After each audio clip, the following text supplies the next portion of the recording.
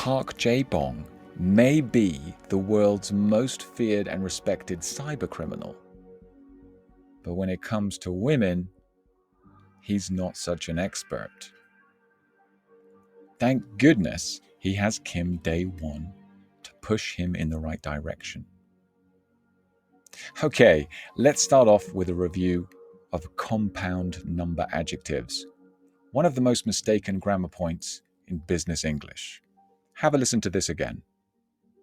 It was a 45-minute journey to their apartment block in the Chunghwa district of the city. A journey of 45 minutes is a 45-minute journey. To create the compound number adjective, you need to add a dash between the 45 and the minute. And crucially, you need to remove the S from minutes. Likewise, a meeting of 10 minutes is a 10-minute meeting. Okay, here we go. Your turn. Complete these sentences. A journey of 200 kilometers is a 200-kilometer journey. A hotel with 3 stars is a 3-star hotel. A turkey that weighs 8 kilos is an 8-kilo turkey. Okay, you get the idea. No S at the end of compound number adjectives. Let's move on. Listen to this again. There was no property ladder in North Korea. The government simply allocated you an apartment, and that was where you lived and eventually died. Okay, so the property ladder is a series of steps in home ownership, from the bottom to the top, from the small to the big. I got on the property ladder when I was 28 years old. I bought a small flat in the centre of London. And then when I got married to Marina, we moved up one step in the property ladder. We sold the flat and we bought a small terraced house away from the centre of London. Then, when we had kids, we took the next step on the property ladder. We sold our small house and bought a slightly bigger one. So that is us moving up the property ladder. And we were lucky because the whole time we were moving up the property ladder, prices were rising. And this meant that when we sold one property, we had a cash deposit to put down on a bigger property. Now, house prices have risen so much over the last generation that this process is simply not possible for young people anymore. Getting onto the property ladder and moving up it, just like we did, is a serious challenge for millennials. Now, speaking of properties, have a listen to this sentence again. He couldn't help but imagine what it would be like to travel on a bus outside of London, passing cottages with their thatched roofs, mansions with their iron gates, and bungalows where all the old Western people moved into when they retired. Okay, here's a quick vocabulary quiz based on properties. What do you call a huge, luxurious house? It begins with M. It is, of course, a mansion. What do you call a detached house with everything on one floor? It's very popular with old retired people in the UK. And it begins with B. It is a bungalow. What do you call a house that is attached to other similar houses on either side in a row? It begins with T, and we call it a terraced house. And finally, what do you call a posh apartment on the top floor of a tall building, normally with a terrace? It begins with a P. It is, of course, a penthouse. And if you have bought a penthouse, then you have officially arrived at the top of the property ladder. Okay, last week we introduced the theme of gender inequality in business. Let's continue that discussion after we've listened to these phrases. He thought again about Nuria Nueno and her presentation at the AGM. He marvelled at the fact that a woman could have so much power and influence. The Workers' Party in North Korea actively promoted gender equality for the good of the economy, but everyone knew that a woman's place was at home. So how do you promote gender equality? How do you make sure that men and women have an equal and fair chance of succeeding in the business world? In the last episode, we pointed out that the number of women who were working as CEOs of the top 100 public companies in the UK was 8. 8% of CEOs are women, 92% are men. This feels extremely unbalanced. So how do we promote gender equality in leadership roles? How do we encourage more women to become CEOs of public companies? Well, first of all, we need to ask ourselves, what is our ultimate objective here? What is our number? In other words, under conditions of perfect equality of opportunity between the genders, what proportion of CEOs of the top 100 public companies would be women? Is the ratio 1-to-1? Is it a 50-50 split? Would a perfectly gender-neutral and equal society lead to 50% of large public companies being run by women and 50% being run by men? Or is it natural for the proportion of male CEOs to be higher than women? Or is it natural for the proportion of women CEOs to be higher than men? What is our objective? What is our number?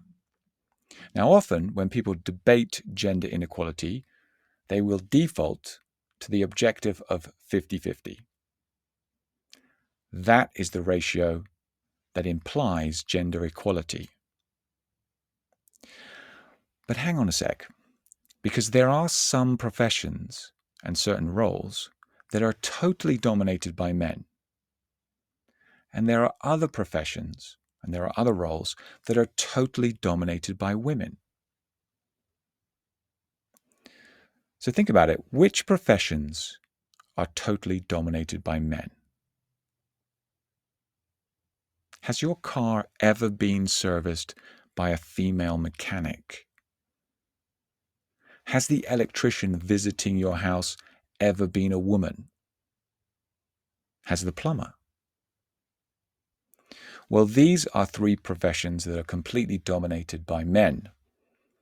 Here are the statistics. They are quite startling. In the UK, 99.2% of vehicle mechanics are men. 98.2% of electricians are men. 98.1% of plumbers are men. This is a rounding error. It's almost 100%. You are not far from saying all mechanics, all electricians, and all plumbers are men. Now, in a world of completely equal opportunity, how many women mechanics should there be? How many women electricians and plumbers should there be? Should it be 50-50? Should we be encouraging women to become plumbers? Okay, let's look at it from another perspective. Which professions are totally dominated by women? Have a think about it. Well, have you ever walked into a primary school? Have you ever taken your kids to ballet class? Because 97.8% of school nurses are women. 95.1% of childminders are women. 89.6% of dancers and choreographers are women. In a world of completely equal opportunity, how many men should be school nurses, childminders, and choreographers? Should it be 50-50?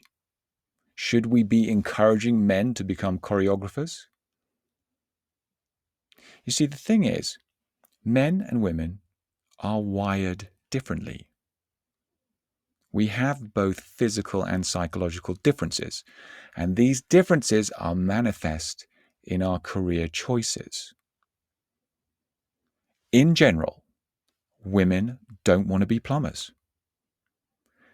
There is simply not as strong a psychological desire to be a plumber as there is to be a nurse.